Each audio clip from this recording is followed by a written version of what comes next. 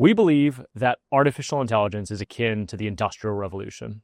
In particular, we want to call out 3 points in time of the Industrial Revolution: the invention of the steam engine, which kicked it all off; the first factory system, which put all the requisite parts under the same roof; and finally, the first factory assembly line as we know it today. What's curious about this slide is the time in between these points.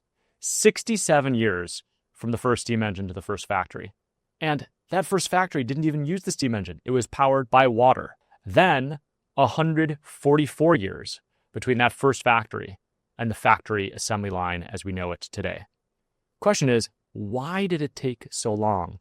In particular, what was going on in these 144 years? We believe the reason why it took so long is the specialization imperative.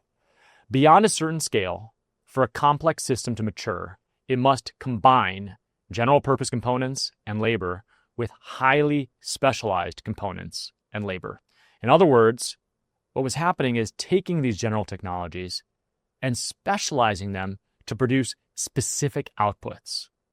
Now we live in the cognitive revolution. You might say that the steam engine was that first GPU, the GeForce 256 in 1999. The first AI factory, putting all the components necessary to produce these AI tokens in 2016. So the question then becomes, who is the John Rockefeller, the Andrew Carnegie, the Westinghouse, and the Wedgwood of this cognitive revolution? We believe that it is the startups of today that are carrying out this specialization imperative, and the startups that have yet to be formed that will build those applications.